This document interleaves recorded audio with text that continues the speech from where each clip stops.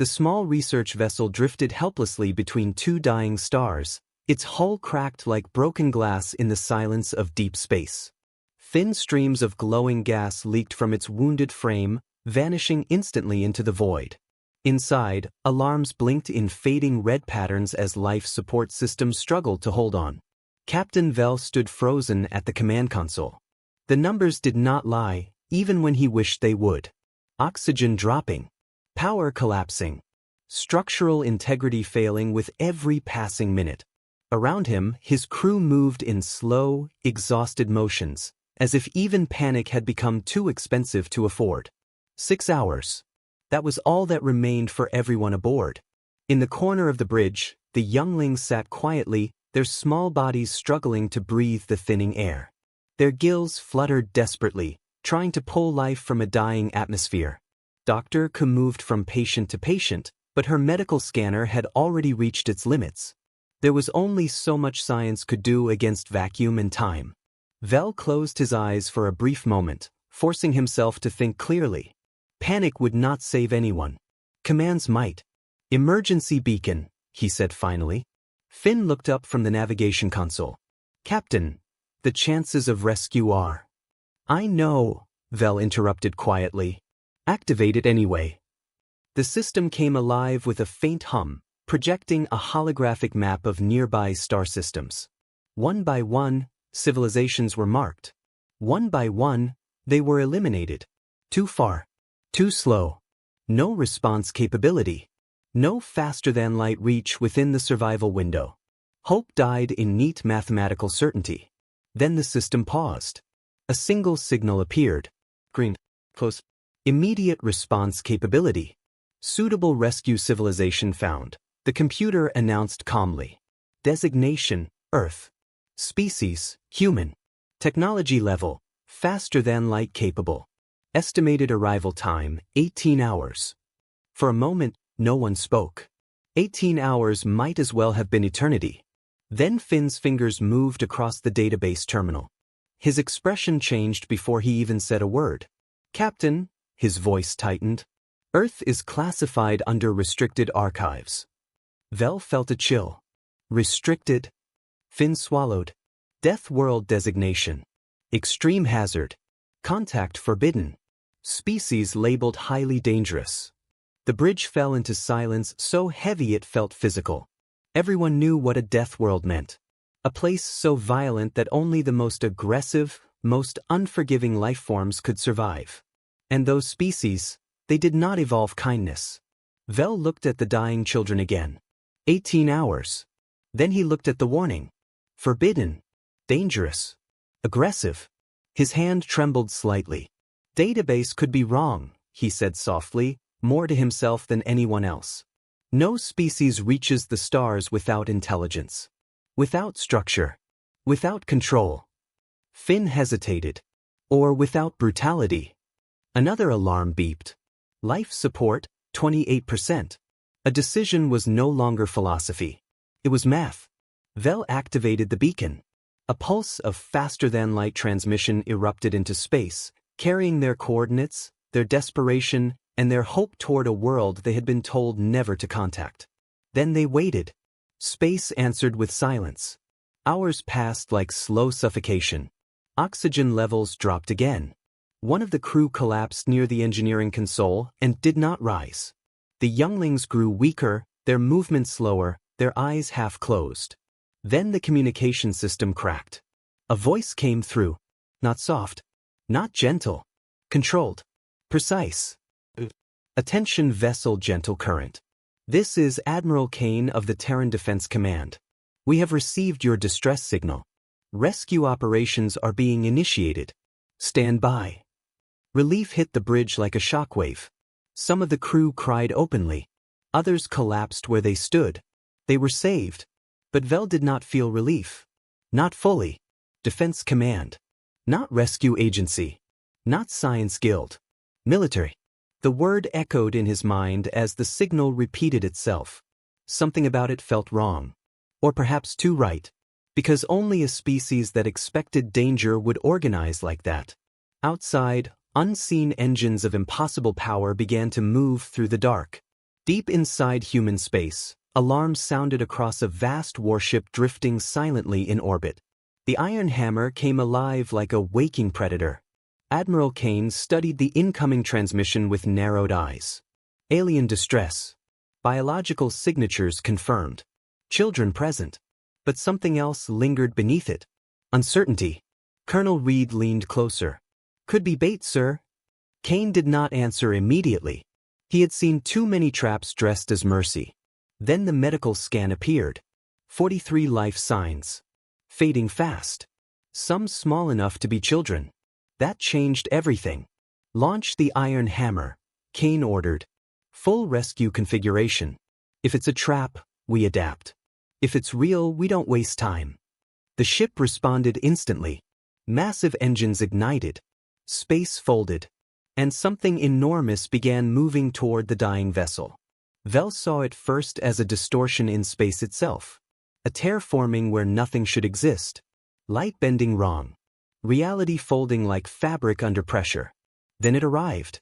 The ship was not simply large. It was overwhelming. A black fortress of armor and weaponry, scarred by battles that had never been recorded in any council archive. Every surface spoke of violence survived. Of wars endured. Of enemies erased. The Aquari crew instinctively stepped back. This is rescue? Someone whispered. The iron hammer did not look like salvation. It looked like judgment. Then communication returned. Alien vessel, this is Admiral Kane. Prepare for boarding. We are here to assist. Do not activate defensive systems. We are not hostile. Vel's throat tightened. Not hostile was not the same as safe. But the younglings were dying. He made the only choice left. We surrender, he said quietly. We need help. The pause. Then another voice, softer this time. This is Captain Morrison of the Iron Hammer. Surrender not required. We are here to save you. Confusion spread across the bridge. Before they could process it, the ship docked. Airlocks engaged. Footsteps echoed through metal corridors. Heavy. Controlled. Purposeful. Then the door opened. A figure stood there in armored form, taller than any Aquari, covered in battle-worn plating. The helmet lifted. And beneath it was not a monster. Just a human face. Tired. Focused. We're medical team, the human said. Where are the critical patients? Silence broke. Not fear. Disbelief. Because nothing matched the database anymore. Warriors moved in behind her.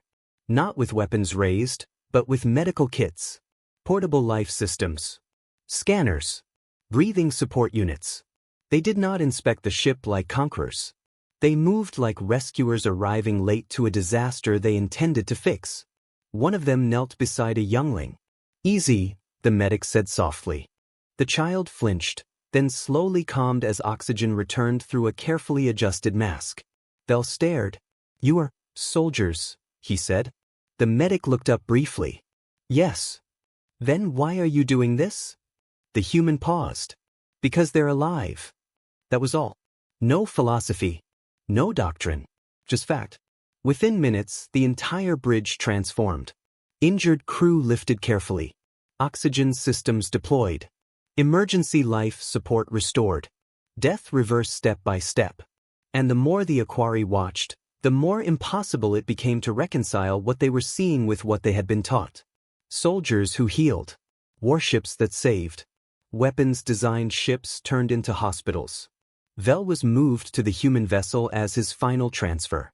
The Iron Hammer's interior was vast but modified. Spaces adjusted. Atmosphere corrected. Even lighting softened. Every adjustment said the same thing. You are safe here.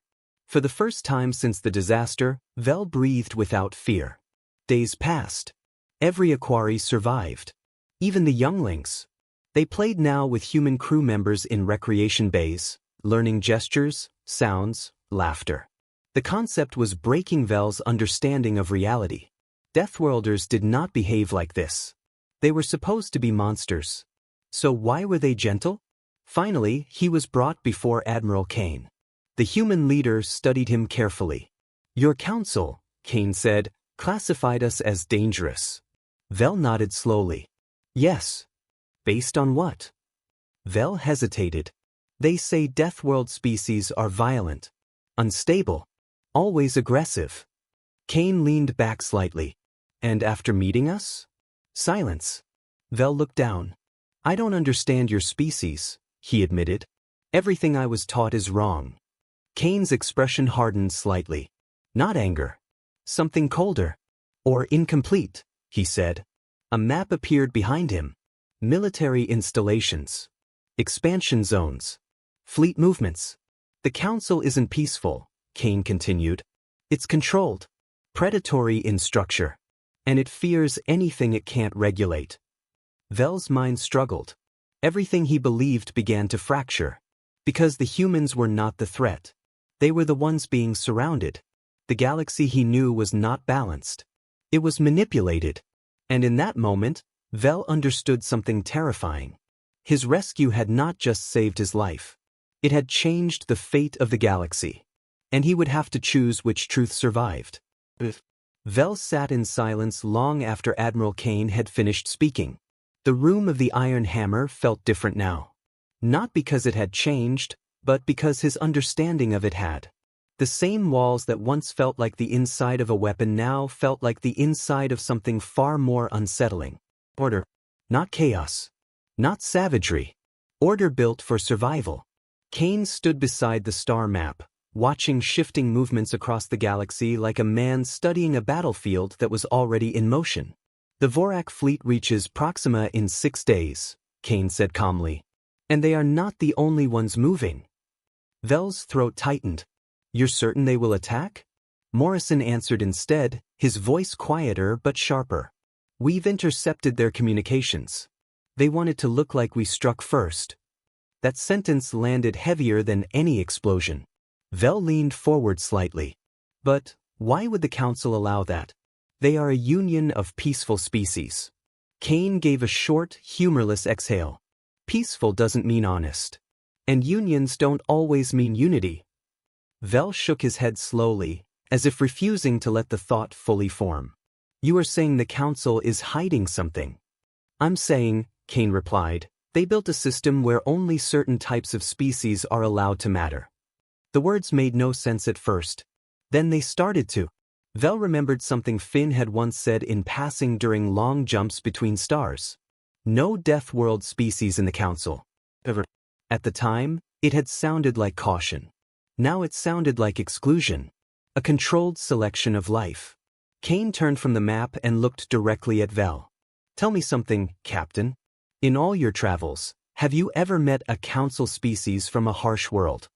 Vel opened his mouth, then stopped. He searched his memory carefully. Desert planets. Ocean worlds. Temperate garden systems. Lush biospheres where life was abundant and danger minimal. He found nothing else. No, he admitted quietly. Kane nodded once. Convenient. The word carried more weight than accusation. It carried pattern recognition. Vel felt something uncomfortable forming in his mind. A gap where explanation should have been. Morrison stepped closer. Your Council didn't just classify us as dangerous. They erased us from your acceptable reality. Vel looked up sharply. That is impossible. Is it? Morrison asked gently. You were prepared to die rather than trust us. Silence followed. Because it was true. And truth was harder to deny when you were still alive because of it. A soft alarm chimed in the background. Tactical updates. Fleet movements. Kane glanced at it briefly. The Vorak are accelerating, he said. They've entered staging positions. Vel felt his stomach tighten. Then we must warn the Council. Kane looked at him for a long moment. Would they believe you? The question was simple. But it cut deep. Vel hesitated. Then slowly, honestly he answered. No. Morrison nodded once. That's what we thought. The room fell quiet again, but it was no longer peaceful silence. It was preparation. Kane turned toward the command console.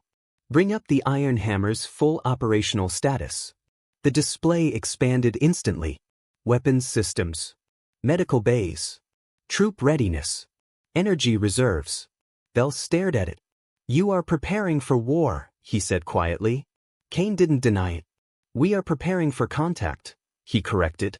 The difference was subtle. But Vel was beginning to understand that humans often hid truth inside precision of language. Contact meant anything that arrived. Friend or enemy. Morrison stepped forward. Captain Vel, I want you to understand something. Vel looked at him. When we came for you, Morrison said, we didn't know what you were. We just knew you were dying. He paused slightly. And that was enough. Vel felt something shift in his chest again. Not fear this time. Confusion. Because in council doctrine, unknown always meant risk. Risk always meant delay. Delay always meant procedure. But humans had ignored all of that. They had simply acted. Vel whispered almost to himself. You did not even hesitate. Kane answered from across the room. Hesitation gets people killed. The pause. Then softer. Or ignored. Vel looked down at his hands. In the council, everything was structured. Evaluated. Classified. Approved. Here, decisions were made in seconds when lives were on the line. It felt wrong. And yet, it had saved him. A new transmission alert broke the moment. Colonel Reed stepped in quickly. Sir, updated intel from reconnaissance drones. Kane turned immediately. Report. Reed's face tightened. Vorak fleet is not alone anymore. The room shifted. Vel looked up sharply. What does that mean? Reed hesitated before answering.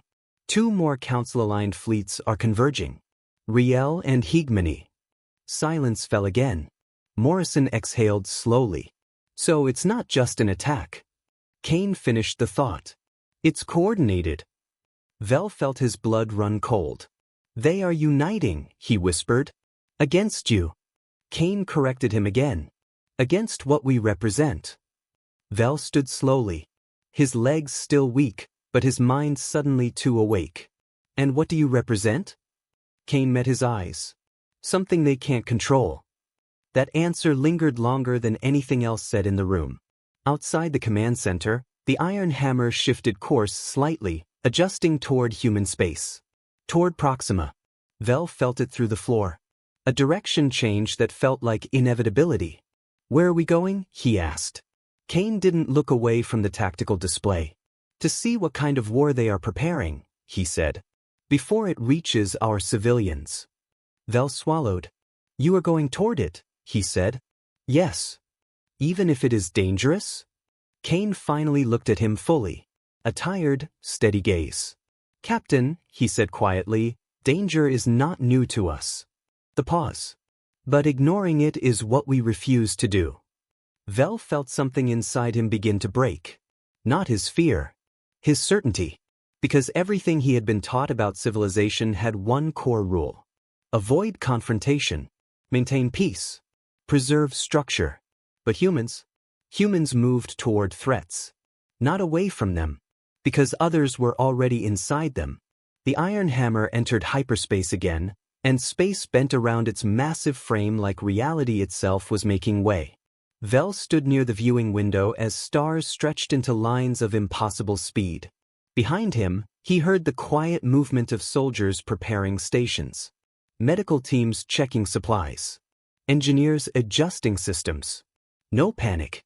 Only readiness. And slowly, painfully, Vel realized something else.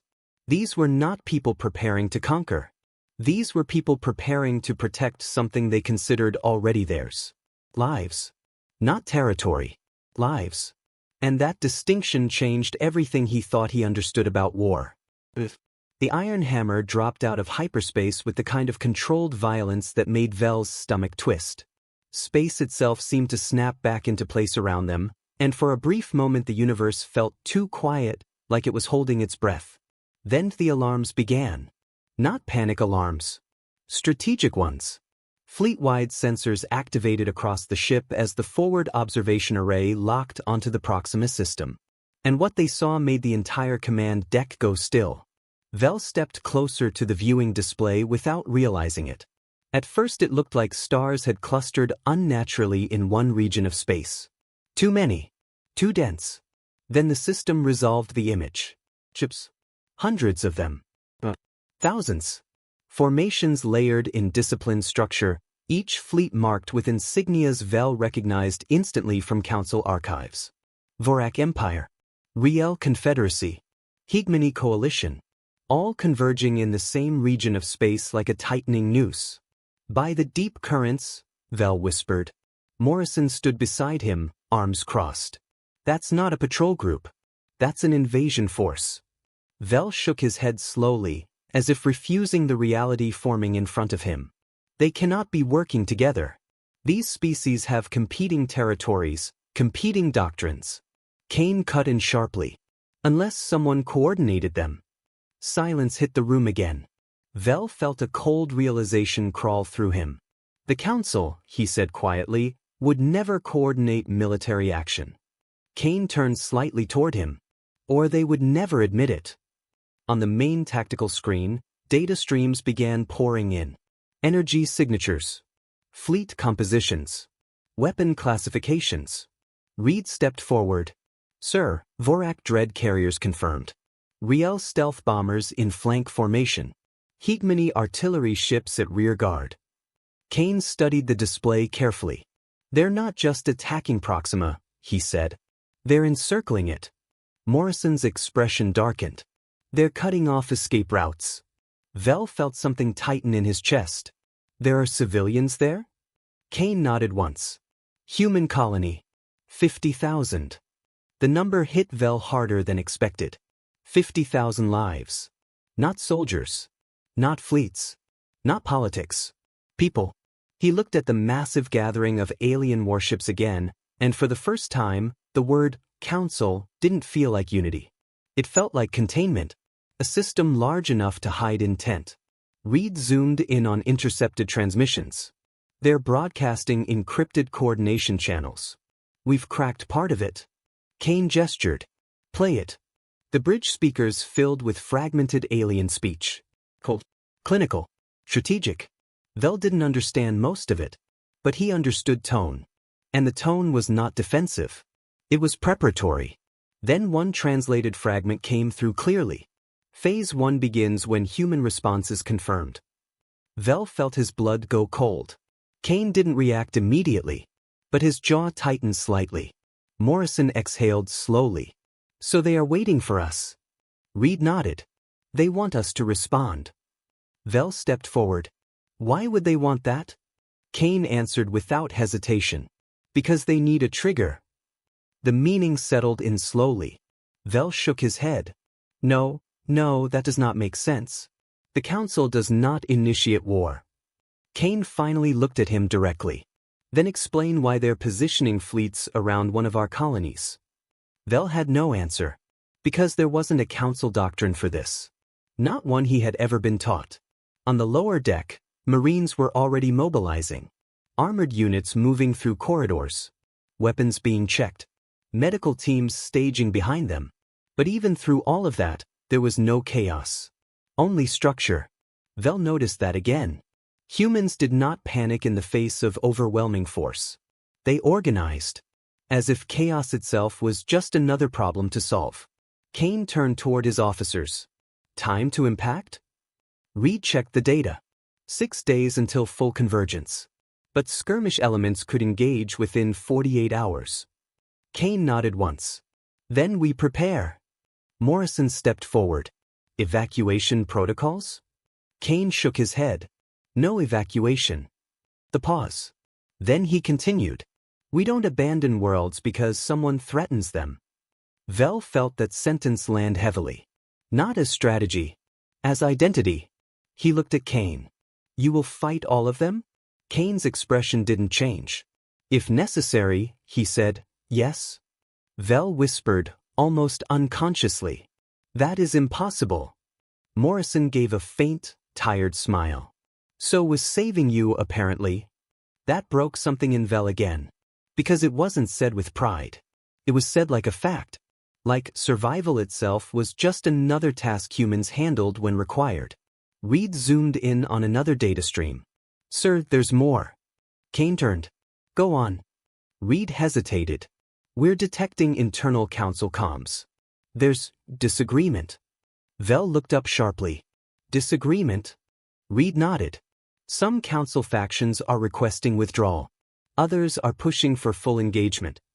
Kane studied the data for a moment. So even they are not unified. Morrison leaned closer. That's interesting. Kane didn't look away from the display. No. That's expected. Vel frowned. Why would it be expected? Kane finally turned toward him. Because systems built on control always fracture when exposed to resistance. Silence followed. Vel felt the words sink deeper than he wanted. Control. Not peace. Not unity. Control. The iron hammer adjusted formation slightly, moving closer to the edge of the Proxima system. Vel could see it now on the external display. The human colony. Well, right. Fragile looking from this distance. And around it, the storm. Alien fleets shifting into final staging positions. Waiting. Vel's voice came out quieter than he intended. They are waiting for you to arrive. Kane nodded once. Yes. Why? Kane didn't answer immediately. Then he said it. Because they want us to prove them right. Vel blinked. Kane continued. If we fire first, they call us monsters. If we don't defend ourselves, they erase us.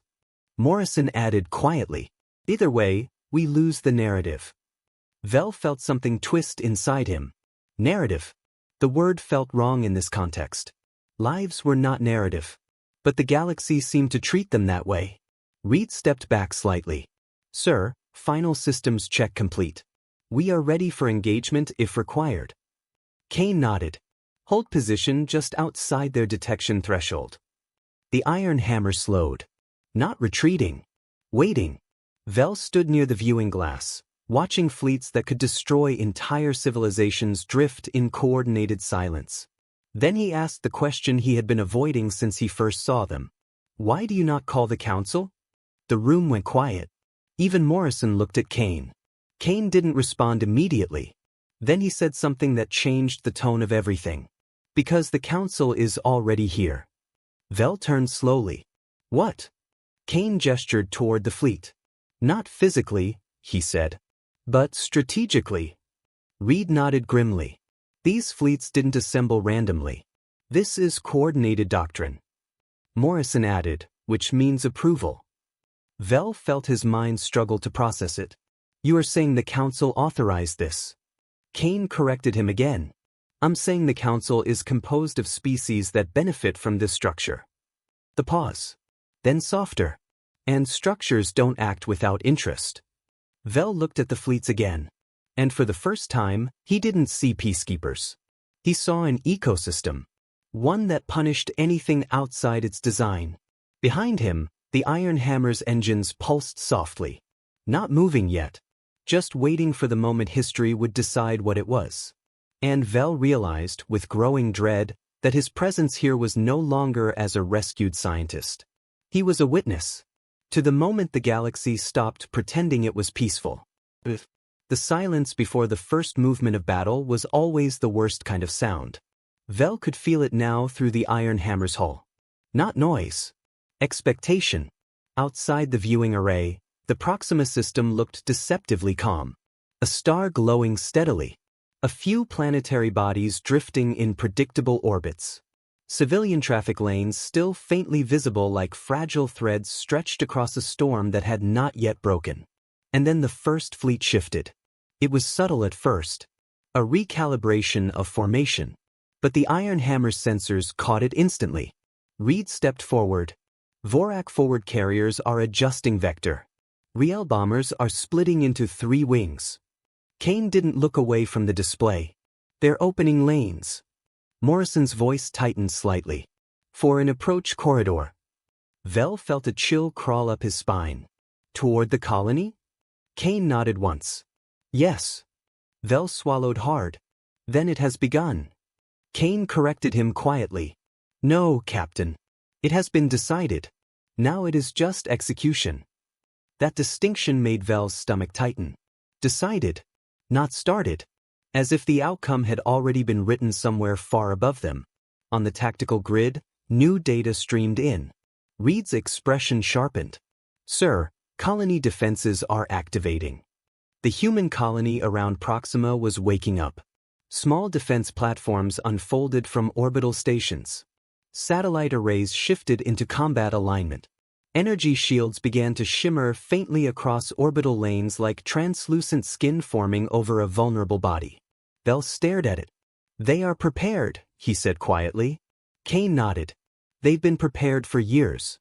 Morrison added, "Just not for this many at once." Vel turned slightly. "And yet you are still outnumbered." Kane finally looked at him. "Yes." The pause. Then he added, "Significantly." Vel felt the weight of that sink in. Hundreds of Council warships against a single human colony system. Even with the Iron Hammer, the imbalance was absurd. "Then why are you not retreating?" Vel asked. Kane didn't answer immediately.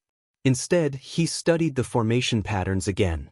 Then he said something that didn't sound like strategy. "It's not about winning, Captain." Vel frowned. "Then what is it about?" Kane's eyes stayed on the fleet.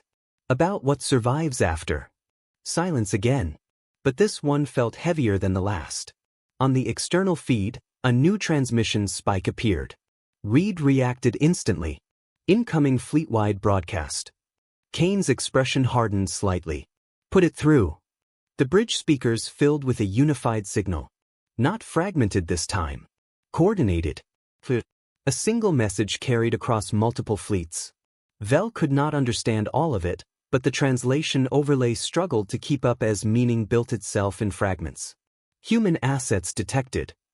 Non-compliant species. Expansion containment required. Prevent further territorial instability. Vel's breath caught. "Assets?" he repeated softly. Morrison's face darkened. "They're not calling us a species anymore." Kane nodded once. "They're calling us a problem." Reed zoomed in on the fleet convergence point. "Sir, all three fleets are locking on colony infrastructure." Kane's voice dropped. "Targeting civilian structures?" Reed hesitated. "Energy nodes, communication hubs, transport corridors." Morrison exhaled slowly. "They're isolating it." Vel felt something inside him twist violently. "They are preparing to cut it off," he said. Kane nodded. "Yes." "And then?" Kane finally looked at him. "Then they test how we respond." Vel whispered almost to himself. "This is not war. This is analysis." Kane's expression didn't change. "That's what makes it worse." A sudden shift rippled through the Iron Hammer. The fleet had moved again. But this time, it was different. Not positioning. Not probing. Deployment. Reed's voice sharpened. "Sir, Vorak strike wings are accelerating." Morrison straightened instantly. "They're initiating forward pressure." Kane didn't hesitate. "Shields up. Full readiness." The Iron Hammer responded. Deep systems awakened. Energy fields flared outward. The ship's silhouette hardened against the void like a blade unsheathing. Vel instinctively braced himself. Outside, the Vorak carriers began to advance. Slowly at first, then faster, like a tide no longer pretending to wait. And the Riel bombers followed. And the Hegemony artillery line shifted into firing alignment. The galaxy was no longer watching. It was acting. Vel's voice came out strained. "This is it." Kane nodded once. "Yes." The pause. Then he added quietly, "Welcome to First Contact, Captain." Vel almost laughed at the absurdity of it. This was not contact. This was pressure. On worlds. On people. On truth. Reed called out again. "Incoming energy signatures detected from Vorak fleet." Morrison's tone sharpened. "They're charging weapons." Vel felt his chest tighten. "They will fire on the colony?" Kane's eyes narrowed slightly. "If we let them believe there will be no consequence." Silence followed that, because it meant the same thing in every language. Everything depended on what happened next. On the Iron Hammer, every station was now active.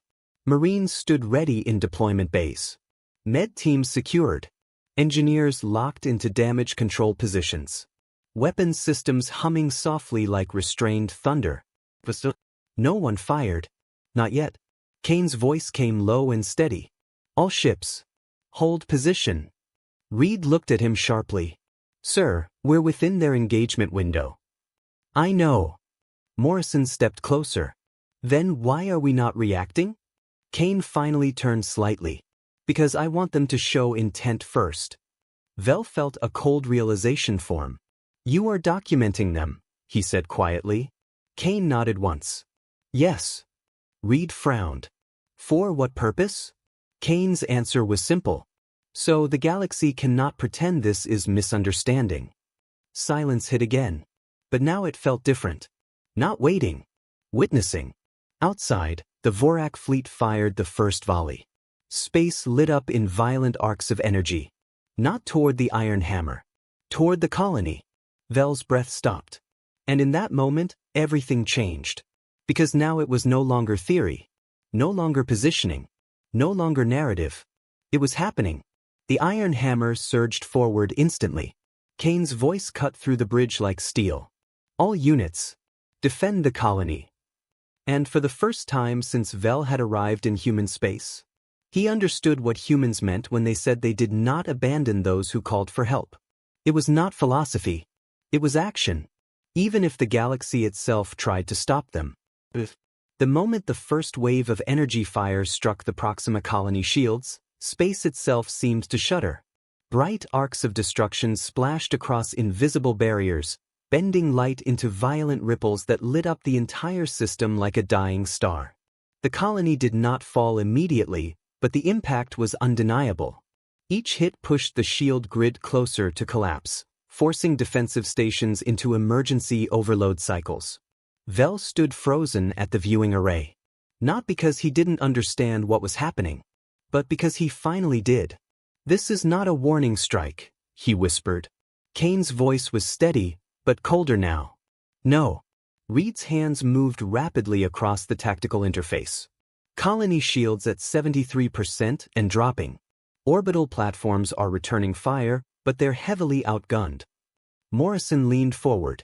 Enemy fleets are coordinating impact timing. They're trying to overwhelm recharge cycles. Vel turned slowly toward Kane. They are testing how fast you can fail. Kane didn't look at him. Yes. Another volley struck. This time closer. A section of outer orbital defense exploded into fragments of glowing metal, spinning helplessly into the void. Vel flinched. They are destroying infrastructure first, he said. Not people. Kane finally looked at him. That's how most empires start convincing themselves it isn't genocide. Silence followed. Heavy. Uncomfortable. On the tactical display, more warnings appeared. Reed spoke quickly. Sir, colony evacuation corridors are being targeted. Civilian transport lanes are compromised. Morrison's jaw tightened. They're sealing escape routes. Vel felt something break inside his understanding again. You said they wanted you to respond, he said slowly. But this is designed to force escalation. Kane nodded once. Yes. Why? Kane's answer came without hesitation. Because escalation creates justification. Vel stared at him. For what? Reed answered instead, voice grim. For calling us the aggressor. That sentence froze the room more effectively than any weapon. Vel looked back at the battlefield forming in real time. Hundreds of warships. One colony. And a narrative already being shaped somewhere beyond sight. They will say you attacked first, Vel said quietly. Kane nodded. That is the plan. Vel's voice dropped. And if you defend the colony? Kane finally turned toward him. Then we become what they already decided we are. Silence stretched. Outside, the Iron Hammer surged forward, breaking its holding position. Not alone. Human response fleets began to arrive. Smaller than the combined Council Armada, but faster. Sharper. More coordinated. They emerged from folded space like blades drawn from darkness. Reinforcements labeled with Earth fleet designations lit up across Kane's display. Reed exhaled slightly. Second fleet arriving. And third. Morrison allowed himself a brief nod. Now it's even. Vel shook his head slowly. Nothing about this is even. Kane didn't disagree. On the external feed, space was becoming a layered battlefield. Energy fire crossed between fleets in geometric patterns. Defensive shields flared. Interceptors moved in disciplined arcs, intercepting incoming volleys with calculated precision. And yet, the colony was still under pressure. Always under pressure. Kane's voice cut through again. Focus fire on Riel bombers. Their coordinating colony grid collapse. Reed acknowledged instantly. Targeting. The iron hammer shifted its weapon arrays. For the first time, Vel saw them not as symbols of fear, but as tools being used with surgical precision. Energy lances fired, not randomly, but deliberately. Each strike disrupted a formation pattern, breaking synchronization across enemy wings. Morrison called out. Vorak carriers are adjusting. They're trying to compensate. Kane narrowed his eyes. They adapt quickly. Vel watched the engagement unfold, his mind struggling to keep pace. This is not chaos, he said slowly. Kane glanced at him. No. This is structured destruction. Morrison gave a short, humorless exhale. That's war. Vel didn't respond. Because something deeper was forming in his understanding. The humans were not fighting like predators. They were fighting like systems correcting another system. Not rage. Response. Reed suddenly looked up. Sir, incoming transmission from Proxima Colony Defense Command. Kane nodded. Patch it through. A new voice filled the bridge. Human. Strained. But controlled. Colonial defense to Iron Hammer. We are at 61% shield integrity. Requesting immediate suppression of enemy forward wings. Kane responded immediately. Acknowledged. Hold position. Reinforcements are stabilizing your perimeter. The voice paused. Then, copy that, Admiral. We're still holding civilians in lower arc sectors. We cannot evacuate under current fire. Kane's expression hardened. Understood. We will create a corridor. Vel felt something tighten in his chest. Even here. Even in the middle of an interstellar engagement. The first concern was still civilians. Not victory. Not punishment. People. Morrison gestured toward the tactical map. We can open a gap between Riel and Hegemony formations. It'll give them a partial evacuation window. Kane nodded once. Do it. Orders flowed instantly. Human fleets shifted, not to destroy everything in front of them, but to reshape the battlefield itself. Vel realized something unsettling. They were not trying to win the fight. They were trying to control it. So it did not consume what they were protecting. Another explosion lit the far side of the colony ring. This time closer to infrastructure housing. Vel's voice came out quietly. If even one shield segment fails. He didn't finish the sentence. He didn't need to. Kane answered anyway. Then we repair it. Vel looked at him sharply. In the middle of battle? Kane nodded. Yes. Morrison added almost casually, we've done worse. Vel stared at them. That level of certainty was not confidence. It was experience. Then Reed spoke again, voice tight. Vorak flagship is moving. The entire bridge shifted attention instantly. On the display, a massive vessel broke formation. Not firing. Not defending. Advancing. Directly toward the Iron Hammer. Kane narrowed his eyes. So they've decided on escalation point. Vel felt his throat tighten. What does that mean? Morrison answered softly. They want to kill the command ship. Silence fell. Because now it was personal in a way that changed everything. Kane studied the incoming trajectory. Let them come, he said quietly. Reed hesitated. Sir? Kane's voice hardened slightly. Hold all fire until they commit. Vel turned toward him sharply. That ship will reach you. Kane finally looked at him. Yes. The pause. Then calmly. And then we will respond. Outside, the Vorak flagship accelerated. Space bent slightly around its sheer mass. Weapons charging. Intent clear. And for the first time, Vel understood something terrifying about humans. They did not react early. They reacted completely. Not before the line was crossed. But exactly when it was. The moment the flagship crossed firing threshold, the Iron Hammer did not hesitate. Kane spoke one word. Now. And the galaxy learned what it meant when a species built for survival stopped holding back. The Vorak flagship crossed the threshold like a knife cutting through glass. For a fraction of a second, everything on the tactical grid froze as targeting locks finalized across the Iron Hammer systems. Then the human ship responded. Not with panic. Not with scattered fire. With precision. The Iron Hammer's forward arrays lit up in synchronized sequence, and space erupted into controlled streams of energy that moved like guided lightning. Vel felt the vibration through the deck plating as the massive vessel shifted its entire combat profile in real time. "This is it," Morrison said quietly. Reed's voice cut through the tension. "All weapons hot. Target solution locked." Kane did not raise his voice. "Fire." The Iron Hammer struck. But what Vel expected, what the Council records had always implied, was destruction without restraint. What he saw instead was something far more terrifying in its discipline. Every shot landed with intent. The Vorak flagship's forward shield grid collapsed in a staggered pattern, not destroyed all at once, but dismantled section by section.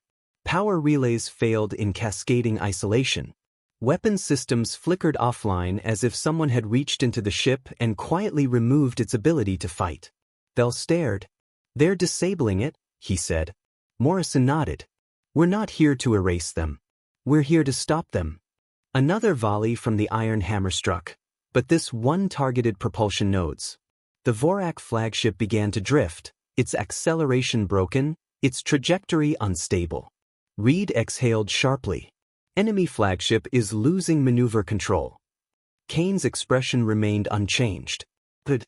Keep their weapons intact but unusable." Vel turned toward him sharply. "Why would you leave their weapons intact?" Kane answered without hesitation.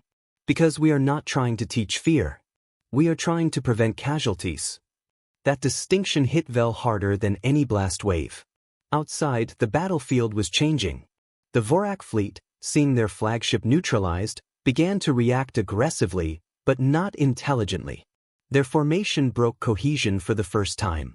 And that was all the humans needed. Human reinforcements moved in layered formation. Not rushing. Not scattering. Coordinated like a single organism. Reed pointed to the map. Riel wing collapsing. They can't maintain synchrony without Vorak command node. Morrison allowed a short nod. "Remove the head, the body hesitates."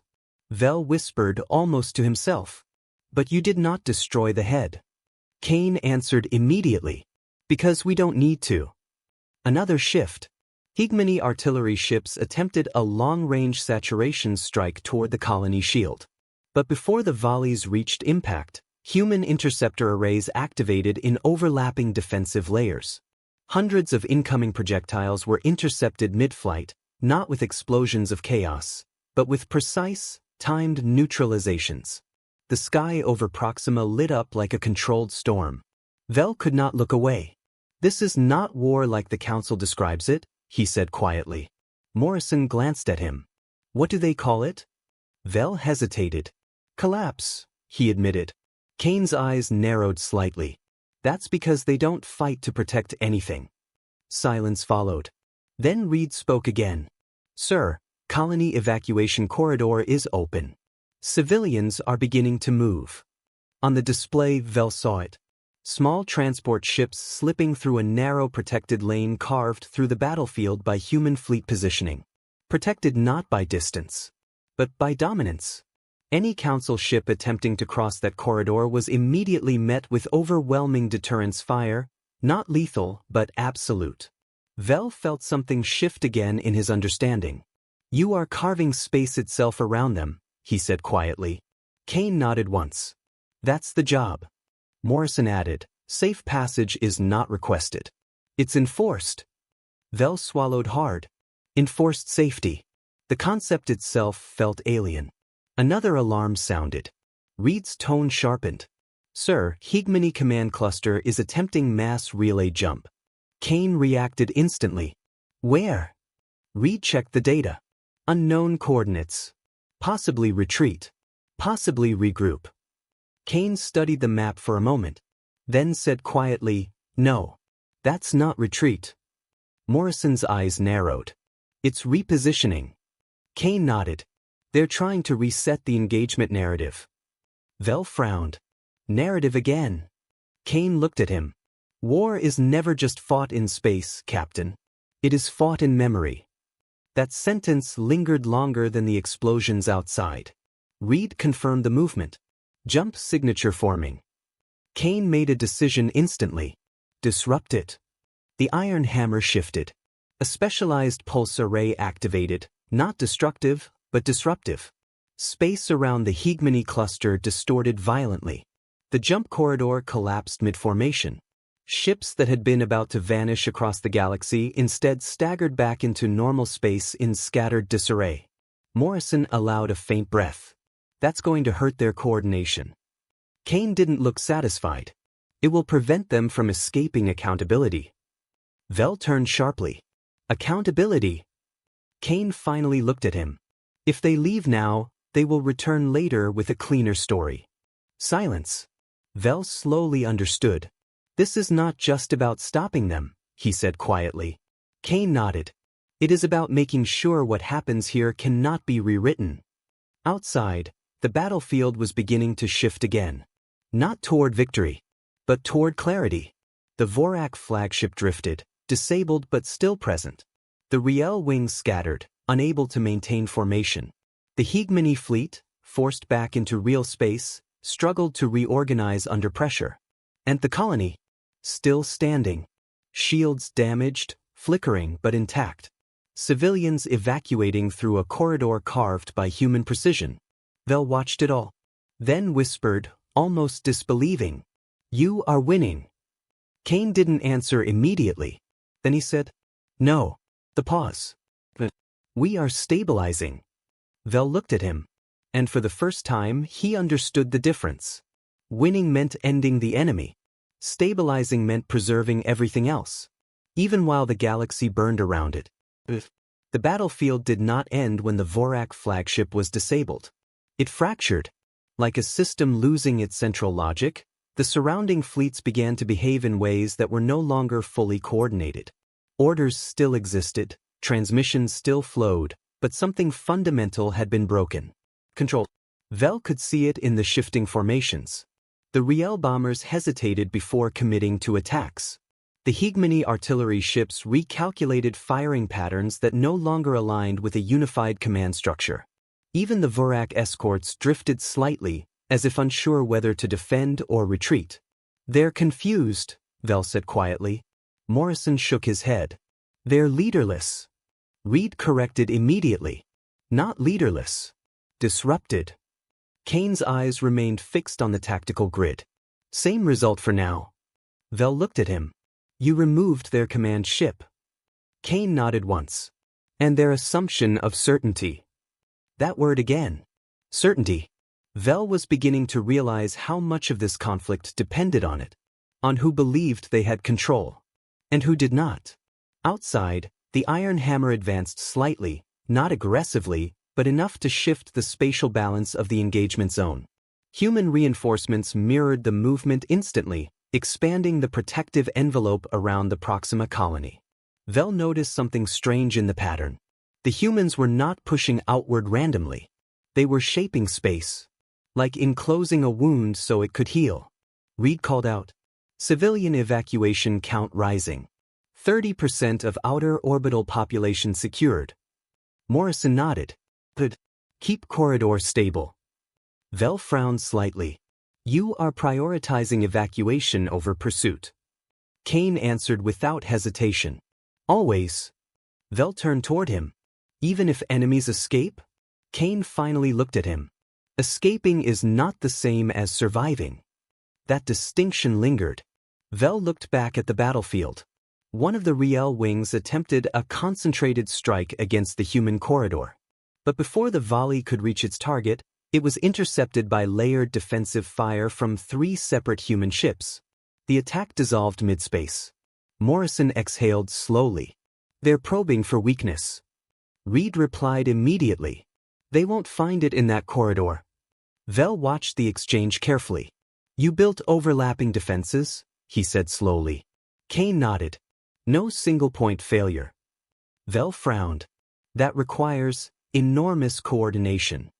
Morrison gave a faint smile. And trust. That word hit differently now. Trust between thousands of ships operating in the middle of an active war zone.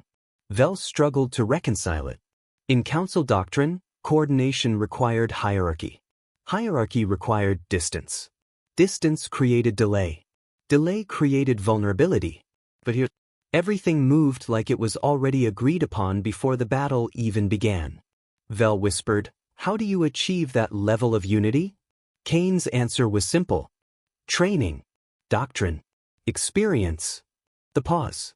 Then softer. And refusal to fail each other. Silence followed. Outside, another shift occurred. The hegemony fleet began to withdraw in small segments, not full retreat, but strategic disengagement. Units peeling away like fragments detaching from a broken structure. Reed narrowed his eyes. They're falling back from primary engagement range. Morrison looked at Kane. That's a retreat pattern. Kane studied the data for a moment. Partial. Vel frowned. Partial? Kane pointed at the display. They're withdrawing combat assets, but keeping observation units. Vel felt uneasy. Why would they do that? Reed answered grimly. To report outcomes. Silence. Vel slowly understood. They are watching how you respond, he said quietly. Kane nodded once. Yes. And then they will tell the council. Kane didn't deny it. Morrison added, which means this is no longer just a battle. Reed finished the thought. It's documentation. Vel felt something cold settle in his chest. So the war was not only being fought in space. It was being recorded in real time for judgment. Kane's voice cut through the tension. Let them watch. Reed glanced at him. Sir? Kane's expression hardened slightly. Because what they see cannot be undone. The iron hammer surged forward again. Not deeper into enemy lines, but laterally. Shifting position to reinforce the colony's northern shield arc. Vel noticed the movement pattern again. Always toward protection. Never toward unnecessary destruction. Morrison gestured toward the map. We're stabilizing all 3 evacuation corridors now. Reed confirmed. South, east, and partial west lanes are secure. Vel felt a strange sensation forming in his chest. Relief. But mixed with something heavier. Awareness. Because he could now clearly see the difference between the two forces. The council fleets were trying to break structure, provoke reaction, and record outcome. The humans were trying to preserve structure, reduce reaction, and prevent outcome from escalating further. It was not symmetrical. Not even close. Another alert flashed. Reed's tone sharpened. Sir, unidentified transmission from Vorak remnants. Kane nodded. Play it. The bridge filled with broken, fragmented signals. Not coordinated this time. Panicked. Loss of command integrity. Human response exceeds projected models. Recalibrate engagement parameters. Vel listened carefully.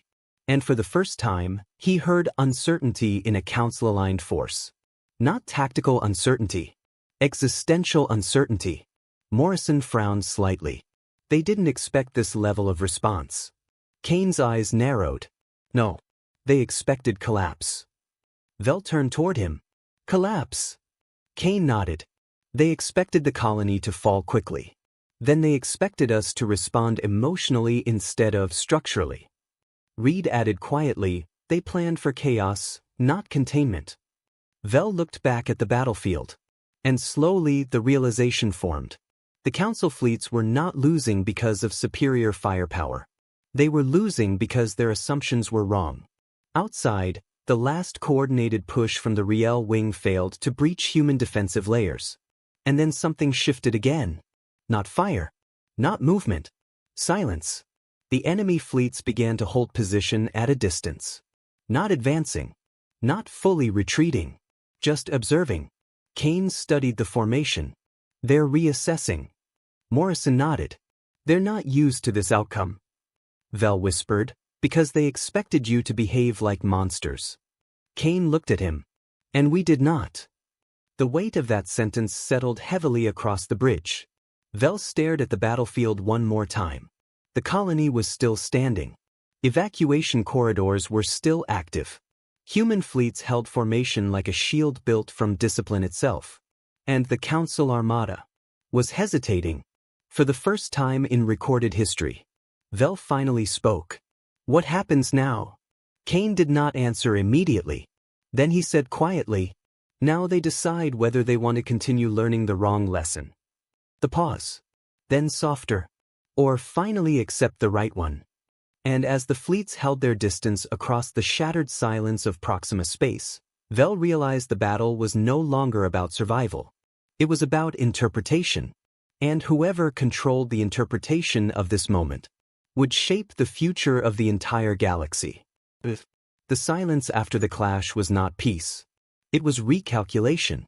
Across Proxima space, the enemy fleets held their positions like predators unsure whether the prey had suddenly learned to bite back. No further volleys were fired.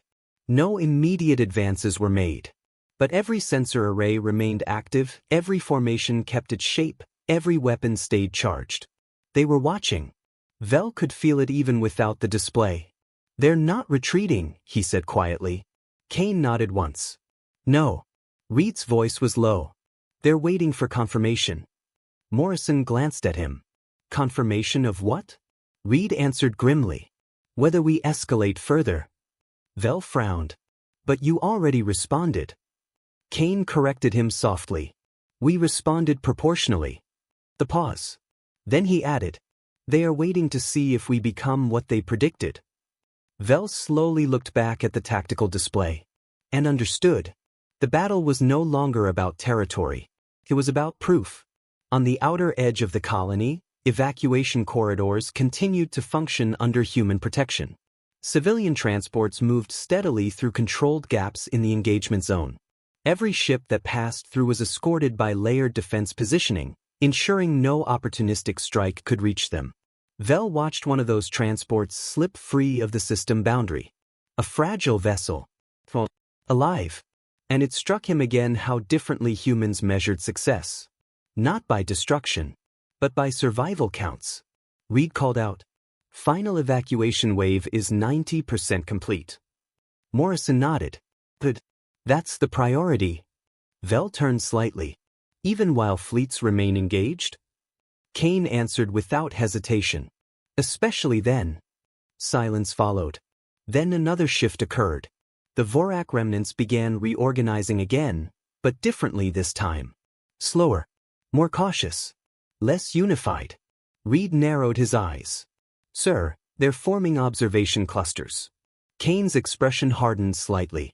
"Not attack formations." Morrison frowned. "They're documenting." Vel felt a chill. "So they are still recording everything?" Kane nodded. "Yes." Vel swallowed. "For the Council."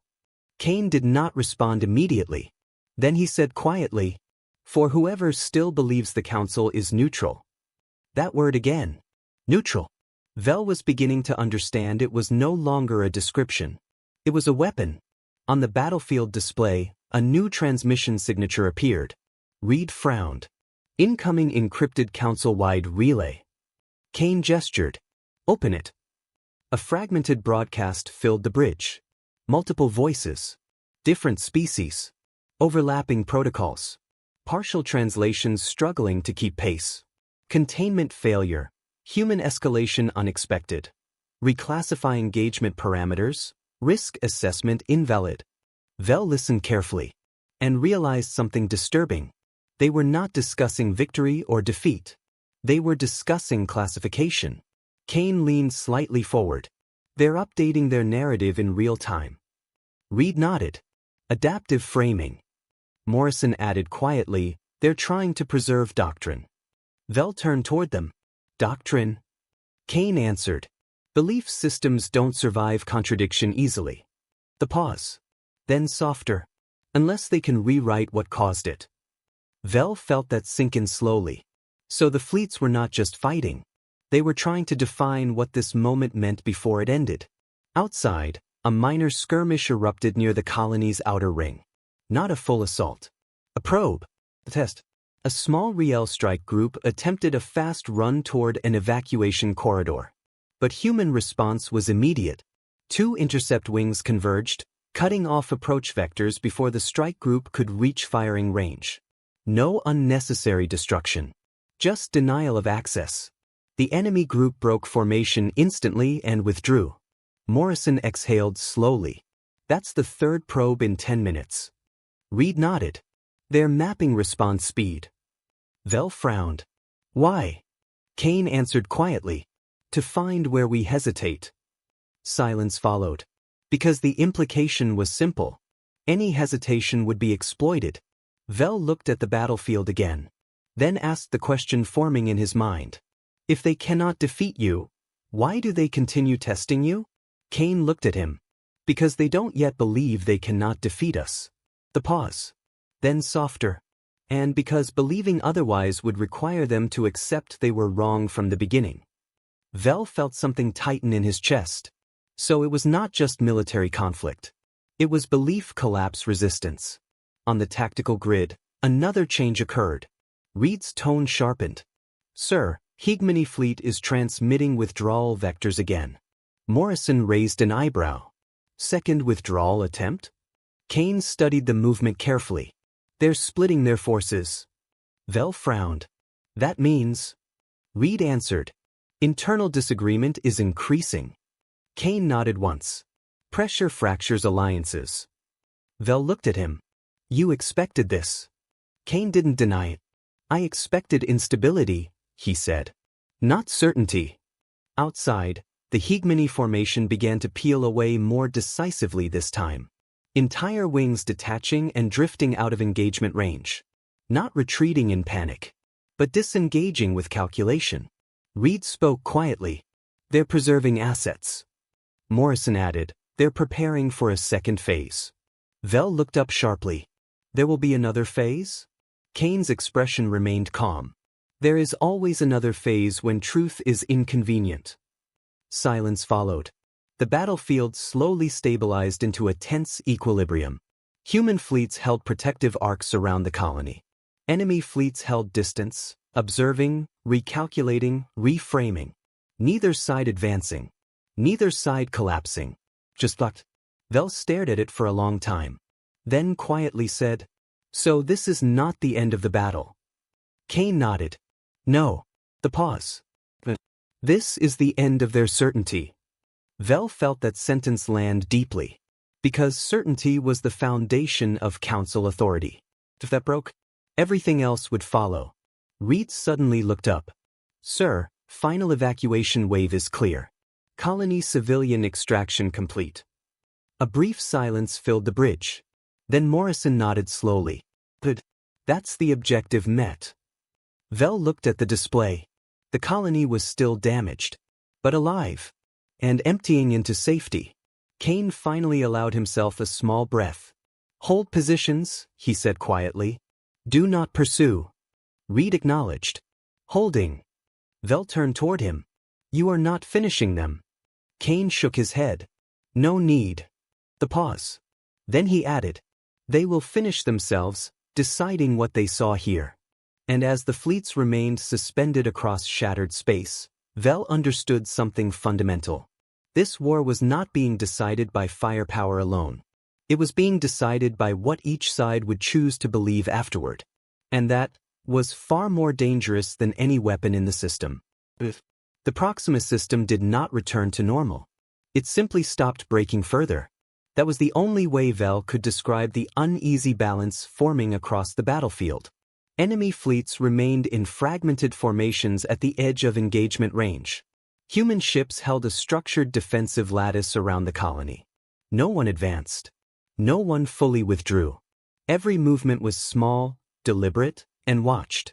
As if even motion itself had become evidence. Vel stood near the command deck viewport, staring at the frozen geometry of war outside. It feels wrong, he said quietly. Morrison glanced at him. Because it isn't finished. Vel shook his head slightly. No, because it feels like they are thinking more than fighting. Reed overheard and gave a short nod. That's exactly what they're doing. Kane stood at the central tactical display, arms folded behind his back. His voice was calm, but sharper now in a different way. They're trying to decide what category we belong in. Vel frowned. Category? Kane nodded once. Monster. Anomaly. Threat. Or precedent. Silence followed. Vel looked back at the enemy formations. So everything depends on how they label you? Kane answered without hesitation. In their system, yes. Vel felt something uneasy tighten in his chest, because he was beginning to understand the true war. It was not being fought with ships. It was being fought with definitions. Reed called out from the console. Sir, updated council-wide transmission feed is stabilizing. Multiple factions are submitting post-engagement reports. Morrison leaned forward. Already? Reed nodded. They are fast-tracking interpretation. Vel turned sharply. Interpretation of what? Kane answered quietly. Of whether this was justified. The words hung in the air like a blade suspended mid-fall. Outside, the Vorak remnants made another adjustment. Not an attack. A repositioning into observation arcs that formed wide hemispheres around the human fleet. Reed narrowed his eyes. They're increasing sensor focus. Morrison frowned. They want full visibility. Vel whispered. They are recording everything. Kane nodded once. Yes. The pause. Then softer. So no one can say they did not see it. Silence followed again. Vel felt something shifting in his understanding. This is not just military observation, he said slowly. It is legal. Kane glanced at him. Political, he corrected. But close enough. Vel turned toward him. So they are preparing arguments. Kane nodded. For what comes after? Reed suddenly stiffened. Sir, incoming transmission burst from Higmany cluster. Kane gestured. Play it. The bridge filled with fragmented, overlapping signals again. This time less coordinated. More urgent. Unexpected resistance profile. Human doctrine inconsistent with classification. Re-evaluating Deathworld aggression model. Request reassessment authority. Vel listened carefully. And felt a strange tension building in the tone. Not fear. Disruption. Kane watched the feed closely. They are questioning their assumptions. Morrison added quietly. That's more dangerous to them than losing ships. Vel frowned. Why? Kane answered simply. Because ships can be rebuilt. The pause. But belief systems cannot be repaired while they are still being used. Silence. Outside, the battlefield shifted again. Not violently. Subtly. A few council vessels began pulling further back, increasing distance from engagement zones. Not retreating entirely, but breaking unified alignment. Reed noticed immediately. Sir, fragmentation increasing. Kane nodded once. The narrative is splintering. Vel turned toward him. Narrative again. Kane looked at him directly. This entire engagement was never just about firepower. The pause. It was about whether they could still explain us. Vel felt that sink in deeply. Explain. Not defeat. Not destroy. Explain. Outside, a small group of Riel ships attempted one final controlled probe toward the colony perimeter. But before they could cross the threshold, human ships adjusted formation instantly. Not firing.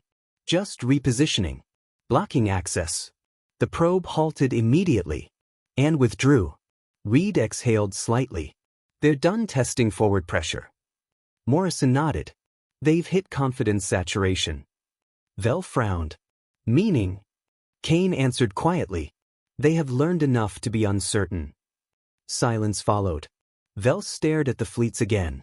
They will leave, he said slowly. Kane shook his head slightly. Not yet. The pause. First they will decide what to tell themselves about leaving. Vel looked at him.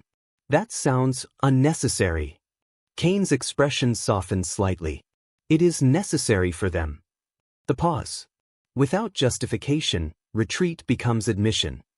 Vel felt a deeper realization forming. So even withdrawal required narrative permission. Reed suddenly spoke. Sir, final civilian transport wave has cleared system boundary. Morrison nodded once. Colony evacuation complete. A brief silence followed. Then something shifted in the atmosphere of the bridge. Not celebration, but release. Kane closed his eyes for a brief moment, then opened them again. Maintain defensive posture, he said quietly. Do not pursue. Reed confirmed. Holding. Vel looked at him. You are letting them go. Kane nodded. Yes. The pause. But because the objective is no longer here. Vel frowned. Then where is it? Kane turned slightly toward the tactical map, where streams of council fleets still hovered at a distance. Inside their decision process. Silence fell again. Vel slowly realized what that meant. The battle was ending not when fleets stopped firing, but when belief stabilized again, or collapsed completely. Outside, the enemy formations began to shift once more. Not toward attack, not toward retreat, but toward dispersal. Fragmentation increasing steadily. Reed watched carefully. Sir, they are breaking alignment completely now. Morrison exhaled. They're done coordinating. Kane nodded once. Then the engagement is over. Vel looked at him sharply. Just like that.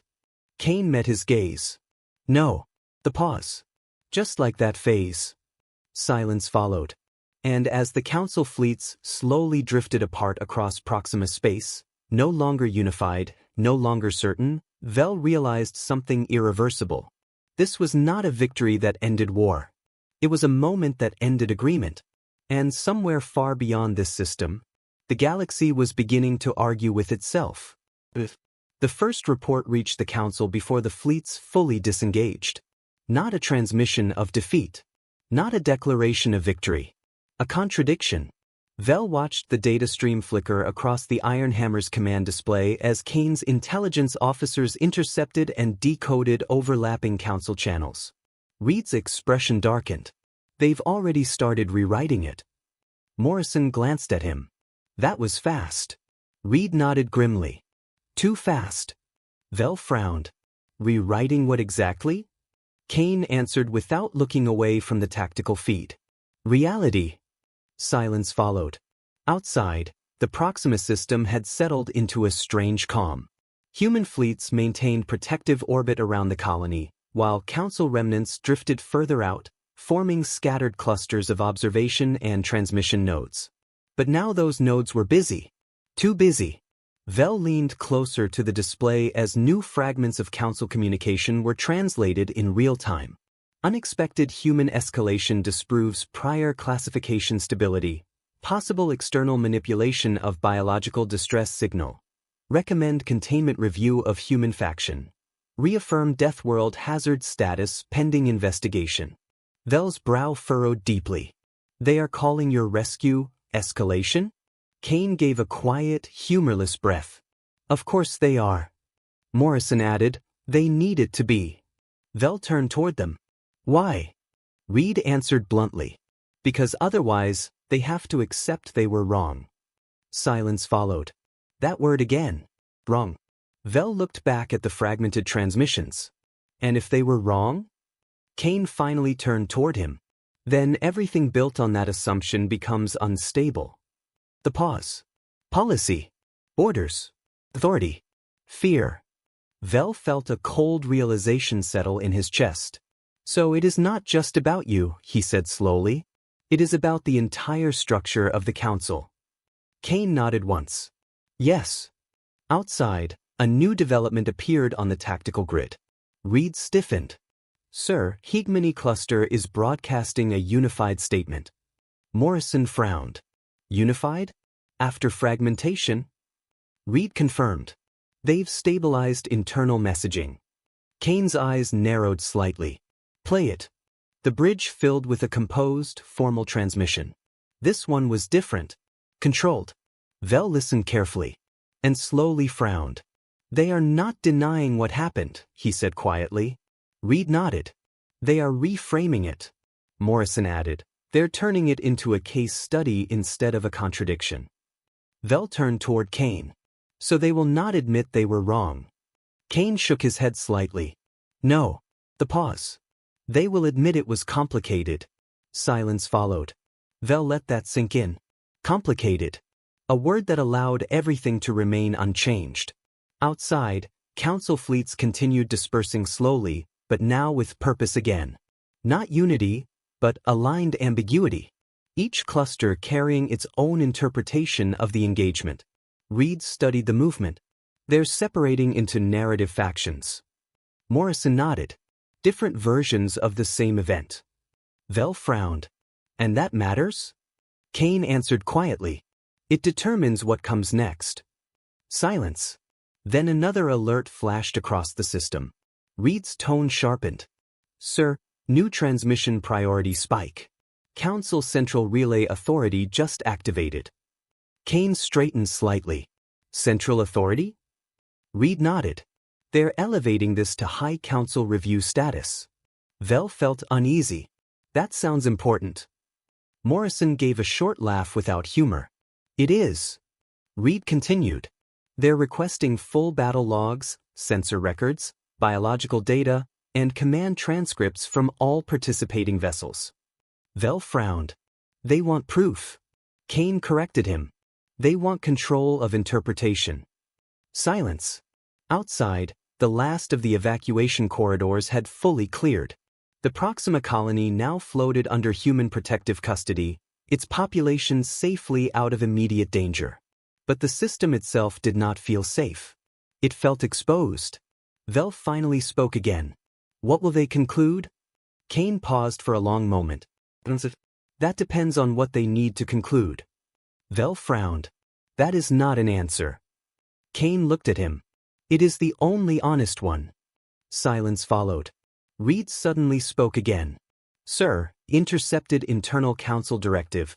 They are labeling human intervention as non-standard defensive aggression. Morrison exhaled slowly. So it's already being shaped. Vel looked up sharply. Non-standard means what? Kane answered quietly. It means they refuse to classify us as either innocent or guilty. The pause. So we remain unpredictable. Vel felt a deeper understanding forming now. Unpredictability was not neutrality. It was danger. Outside, council clusters began to slowly withdraw from the system boundary. Not fleeing. Not retreating. Departing with documentation packets intact. Reed watched them carefully. They're leaving observation satellites behind. Morrison nodded. Evidence collectors. Vel frowned. Evidence of what? Kane answered. Of whatever they decide this was. Silence followed. Vel looked at the departing fleets. So this is not over. Kane shook his head slightly. No. The pause. This is the moment before it spreads.